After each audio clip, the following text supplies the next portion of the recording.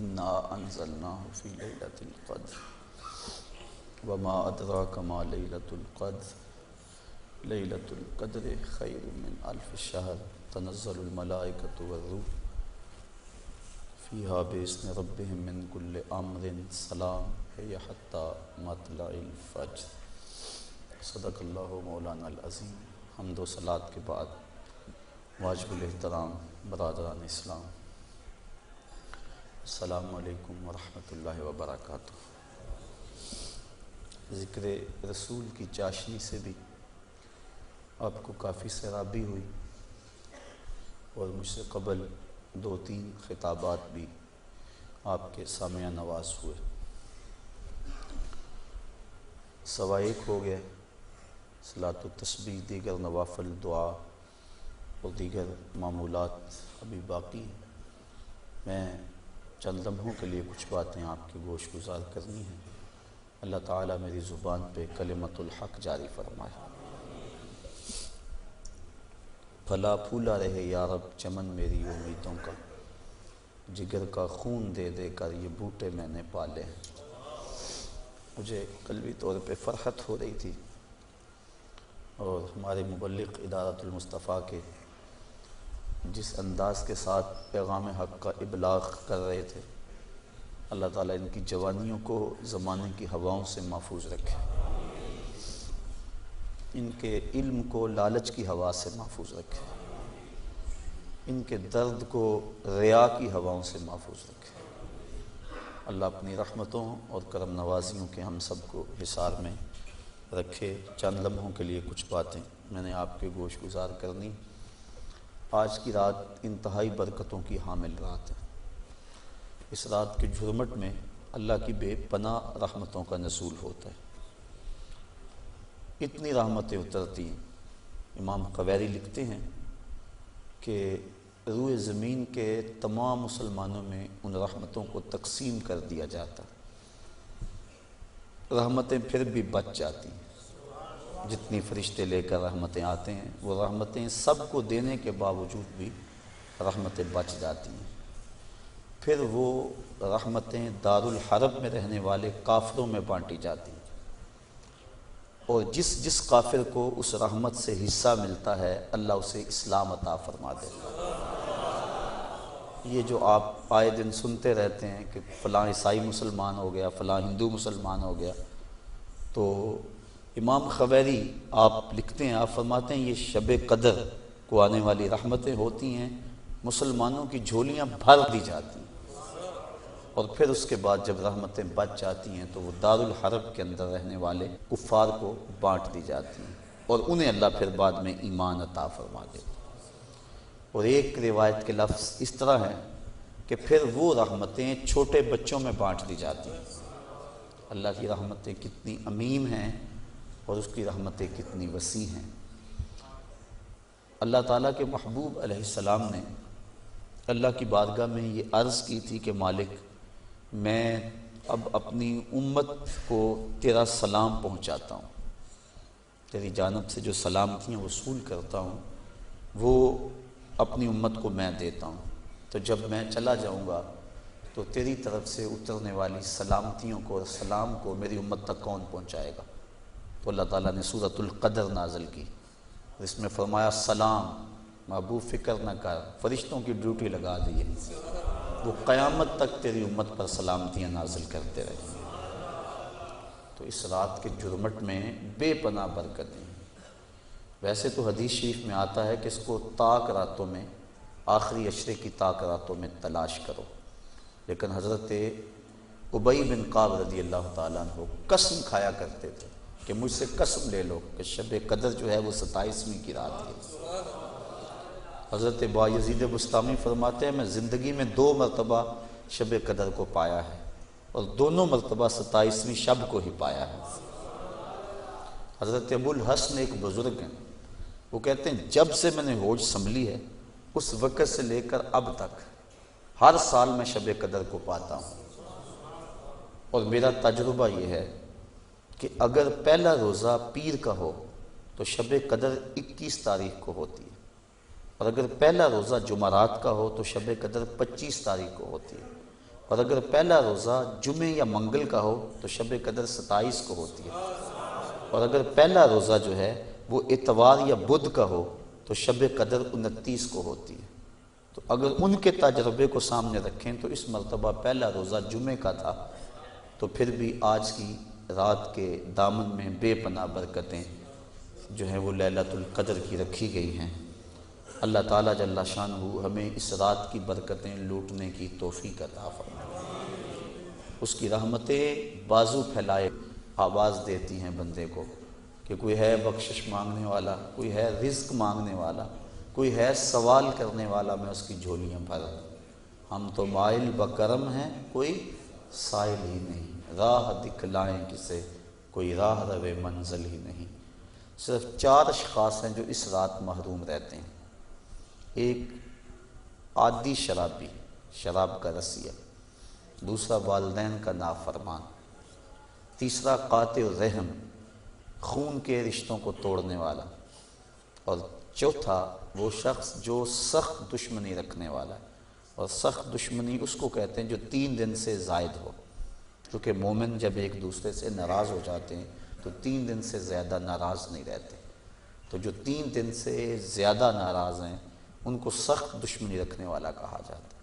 تو اس رات کی جرمٹ میں، اس رات کے حسین لمحوں کے اندر یہ 4 بندے اللہ کی رحمتوں سے محروم رہ جاتے ہیں۔ اگر توبہ کر لیں تو اللہ تعالیٰ جل شانہ اس رات کا حصہ ان کو بھی عطا فرما دے گا۔ اور ایک حدیث کے اندر آتا ہے کہ جو شخص شب قدر کو 2 رکعت نوافل اس طرح ادا کرے کہ سورہ فاتحہ کے بعد 7 مرتبہ سورہ اخلاص پڑھے، اس کے بعد سلام پھیر کے کہے استغفر اللہ و اتوب الیہ، اور یہ 70 مرتبہ پڑھے بعد میں، تو اپنی جگہ سے اٹھے گا نہیں کہ اللہ اسے بھی اور اس کے ماں باپ کو بھی بخش دے گا، یہ اللہ اسے انعام عطا فرماتا ہے۔ انشاءاللہ بعد میں ہم اس کا اہتمام کریں گے، اور بھی نوافل وظائف اور مختلف جو ہیں وہ شب قدر کی برکتیں اور فضیلتیں ہیں۔ سورہ تکاثر اور اس کے بعد سورہ اخلاص پڑھنے کا حکم ہے، اور وہ 4 رکعتیں ہیں، 70 مرتبہ پڑھی جائیں۔ دیگر مختلف جو ہیں وہ علماء نے اپنے اپنے تجربات اور ان کو جو روایات ملی ہیں وہ امت تک منتقل کی ہیں۔ تو یہ رات اپنے دامن میں اس اعتبار سے بہت ساری رحمتیں لیے ہوئے ہمارے ہاں جلوہ گر ہے۔ اللہ تعالیٰ اس رات کی برکتیں ہم سب کو نصیب فرمائے۔ اس کو توبہ و انابت کی رات بھی کہا جاتا ہے۔ جب انسان جاگتا ہے اس رات میں تو اللہ تعالیٰ جل شانہ ما قبل کے سارے گناہوں کو معاف فرما دیتا ہے۔ وہ فرمایا کہ من قاما لیلۃ الصیام، لیلۃ القدر اس سے مراد ہے، ایمانا و احتسابا غفر لہ ما تقدم من ذنبہ، جس نے لیلۃ القدر کو قیام کیا اللہ تعالیٰ اس کے پچھلے سارے گناہوں کو معاف فرما دیتا۔ ایمانا و احتسابا، 2 شرطیں، ایک ایمان کی حالت میں ہو اور دوسرا اپنے نفس کا محاسبہ کر رہا، کیونکہ اپنے نفس کو محاسبے میں رکھنا چاہیے، اس کو بے لگام نہیں ہونے دینا چاہیے۔ جو پڑھ رہے ہیں کہہ رہے ہیں اس پر مانن استحضار موجود ہو، اور ہم اگر توبہ کریں، رجوع لائیں اس کے حضور، تو وہ صرف زبان سے نہ ہو بلکہ ہمارے دل کی اتھاہ گہرائیوں سے۔ فرمایا کہ التائب من الذنب کمن لا ذنب لہ والمستغفر من الذنب وہو مقیم علیہ کالمستہزئ بربہ، جو گناہوں سے توبہ کرتا ہے وہ تو ایسا ہے جس طرح اس نے گناہ کیا ہوا ہی نہیں، اور جو توبہ کرتا ہے استغفار بار بار پڑھتا ہے، استغفر اللہ کہتا ہے، لیکن وہ گناہوں کو چھوڑنے کا ارادہ نہیں پاتا اپنے اندر، جمع ہوا ہے گناہوں پر۔ کہا کل مستہزئ بربہ، وہ اپنے رب سے مذاق کرنے والا ہے کہ جس پر استغفار کر رہا ہے اس کو تو چھوڑ ہی نہیں رہا، اس کا تو ارادہ ہی نہیں کر رہا کہ میں نے اس کو چھوڑنا ہے، تو وہ تمسخر کرنے والا کہلاتا ہے۔ تو جو ہم دعا مانگتے ہیں، جو ہم کہتے ہیں، مانن اس کا استحضار ہونا چاہیے، اور جو ہم اللہ سے وعدہ کرتے ہیں اس وعدہ کو پورا کرنے کی کوشش کرنی چاہیے۔ اللہ تعالیٰ کریم ہے۔ حضرت عائشہ صدیقہ رضی اللہ تعالیٰ عنہا فرماتی، میں نے حضور سے عرض کی ترمذی اور ابن ماجہ کی روایت ہے کہ جب میں شب قدر کو پا لوں تو میں اللہ سے کیا مانگوں؟ تو حضور نے جو دعا تعلیم دی وہ یہ تھی کہ اللہ کی بارگاہ میں پھر عرض کرنا کہ اللہم انکا عفو کریم تحب العفو فاعف عنی، اے اللہ تو معاف کرنے والا ہے، کرم فرمانے والا ہے اور معافی کو پسند کرتا ہے، مجھ سے درگزر فرما لے۔ تو یعنی اس خاص لمحے کے اندر اگر اللہ سے کچھ مانگنا ہے، جب شب قدر کو پا لیں، وہ لمحے آ جائیں، جب جبریل مصافحہ کر رہے ہیں، جب بدن کے رونگٹے کھڑے ہو جائیں، رقت طاری ہو جائے، وہ کیفیت بن جائے کہ دل کہے، وجدان ادراک کرے کہ یہی لیلۃ القدر ہے، یہی وہ لمحے ہیں، اور یہ جو میرے اوپر کیفیت ہے یہ مصافحہ جبریل ہے۔ جب یہ کیفیت مل جائے تو اس وقت اہم وقت کیا مانگے؟ تو کہا اہم وقت یہ مانگے اے اللہ مجھے معاف کر دے۔ تو یہ اہم دعا ہے مومن کی، جس کو تعلیم دیا گیا شب قدر کے حوالے سے۔ آگے پیچھے بھی اللہ کی بارگاہ میں یہ دعا مانگنی چاہیے۔ اگر انسان کے توبہ سے گناہ مٹ جاتے ہیں، استغفار پڑھنے سے، عفو و کرم کا مطالبہ کرنے سے، اور اگر گناہ نہ بھی ہوں تو اللہ تعالیٰ درجے بلند فرما دیتا ہے۔ حضور علیہ السلام نے ارشاد فرمایا میں ہر روز اللہ سے 100 مرتبہ استغفار کرتا ہوں، 100 مرتبہ، جبکہ حضور کے دامن پہ تو گناہ کا ایک داغ بھی نہیں ہے، لیکن اس کے باوجود 100 مرتبہ حضور اللہ کی بارگاہ میں استغفار کرتے ہیں۔ اور ہم جو لتڑے پڑے ہیں گناہوں سے، صبح سے شام تک ہماری زندگی اسی دلدل میں پھنسی ہوئی ہے، تو پھر ہمیں تو بہت زیادہ استغفار کی ضرورت ہے۔ اللہ اکبر، عبرت اللہ نصیب فرما دے۔ وہ ایک بچہ تھا چھوٹا، جنگلوں میں رو رہا تھا، اور اس کی آنکھوں میں آنسو امٹ رہے تھے اور چیخ رہا تھا، رو رہا تھا۔ کوئی بزرگ تھا، وہ قریب سے گزرا، دیکھا بچے کو رو رہا ہے، کہا بیٹا کیا ہوا ہے؟ کہا اللہ سے بڑا ڈر لگتا ہے۔ چھوٹا سا بچہ 6-7 سال کی عمر ہے۔ اللہ اکبر، اللہ سے ڈر لگتا ہے۔ تو اس نے کہا بچہ تیرے تو نامہ اعمال میں ابھی گناہ ہی درج نہیں ہوا، جب تک انسان بالغ نہیں ہوتا تو نامہ اعمال نہیں کھولا جاتا، جب بلوغت ہوتی ہے تو فرشتے نامہ اعمال کھول کے بیٹھ جاتے ہیں۔ تو کہا تیرے تو نامہ اعمال میں گناہ ہی نہیں ہے، تو کیوں رو رہا ہے؟ کہا میں نے اپنی امی کو دیکھا تھا کہ وہ چولہے کے اندر لکڑیاں ڈال کر ان کو آگ لگاتی تھی، آگ نہیں لگتی تھی، دیا سلائی بجھ جاتی تھی۔ اس نے چھوٹی چھوٹی لکڑیاں لی اور ان کو توڑ کے نیچے رکھا، پہلے چھوٹیوں کو لگائی اور ان کو لگی، پھر بڑیوں کو لگ گئی۔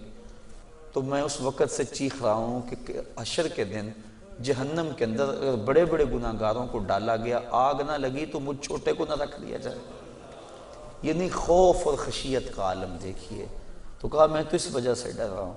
تو جن کے ذمے گناہ بھی نہیں ہیں وہ ڈر رہے ہیں، رو رہے ہیں، جس کے دامن کو اللہ نے عصمت کے پھولوں سے مزین کیا ہوا ہے، وہ تو روز 100 مرتبہ استغفار کریں اور اللہ سے توبہ کریں۔ اور ہم جو سراپا گناہ ہیں، ہماری سوچ، ہماری فکر، ہمارے خیال، ہمارے کاروبار گناہوں میں لتڑے ہوئے ہیں سب کچھ۔ تو اس لیے ہمیں بہت زیادہ ضرورت ہے اس بات کی کہ ہم اللہ کے حضور رجوع کریں۔ یہ ایک رات 1000 مہینے سے بہتر ہمیں دے دی گئی۔ 1000 مہینے کی عبادت کریں، 83 سال اور 4 ماہ بنتے ہیں۔ اتنی دیر قیام میں کھڑے رہو، رکوع اور سجدے میں کھڑے رہو، اور ایک رات عبادت میں گزار لو۔ اور ایک روایت میں پڑھا جو اس رات میں اللہ اکبر جتنی دیر میں بکری کا دودھ دھویا جاتا ہے، کتنی دیر لگتی ہے بکری کا دودھ دھوتے ہوئے، اتنی دیر قیام کیا، کھڑا رہا عبادت میں، نماز میں، جتنی دیر میں بکری کا دودھ دھویا جاتا ہے، اللہ تعالیٰ اس کی مغفرت اور بخشش فرما دیتا ہے اور اس کو پوری لیلۃ القدر کی فضیلت عطا کر دیتا ہے، جس نے اتنا قیام کیا جتنا بکری کا دودھ دھوتے ہوئے وقت لگتا ہے۔ تو اللہ نے یہ مجھے اور آپ کو توفیق عطا فرمائی اور امت کو یہ مزاج عطا کر دیا کہ وہ جتنے مرضی گناہ گار ہوں، شب قدر کو تو جاگنے کا معمول بن گیا ہے، اور کئیوں کو الحمدللہ توبہ بھی نصیب ہوتی ہے، پکی توبہ، اور یہ بہت بڑی دولت ہے۔ زندگی مختصر سی ہے، میں چونکہ تقریر اور گفتگو لمبی نہیں کرنی ہے، اختصار سے عرض کر رہا ہوں کہ مختصر سی زندگی ہے، پتہ نہیں کب سانسوں کی مالا ٹوٹ جائے۔ اور ہم موت کی آغوش میں چلے جائیں، پھر کوئی حجت باقی نہ رہے۔ مجھے اور آپ کو اپنی اصلاح کے لیے کوشش کرنی چاہیے۔ ذکر فکر میں آج کی رات ہم گزاریں گے اور بوقت سحر تک آپ یہاں موجود رہیں۔ آپ کے لیے انشاءاللہ العزیز سحری کا انتظام بھی کیا گیا ہے۔ معتکف حضرات جو 10 دن سے آئے ہوئے ہیں، ان کا مقصد اور مدعا لیلۃ القدر پانا ہے۔ آپ بھی لوگ ہیں، کچھ آج نئے آئے ہیں، تو اللہ تعالیٰ جل شانہ ہم سب کو اپنے قرب کی راہیں عطا کر دے اور ہمارے لیے عمل آسان کر دے۔ اب ہم ذکر کریں گے اور اس کے بعد استغفار پڑھیں گے، اس کے بعد دعا ہوگی، دعا کے بعد انشاءاللہ سلام، اور سلام کے بعد صلاۃ التسبیح، اور وہ جو 2 رکعت نفل میں نے آپ کو بتائی ان کو ہم جماعت سے پڑھ لیں گے، چونکہ اکٹھے تو ہوئے ہیں، اسپیشل اعلان تو نہیں ہے اس کا۔ تو اس کے بعد سحری کا وقت ہو جائے گا۔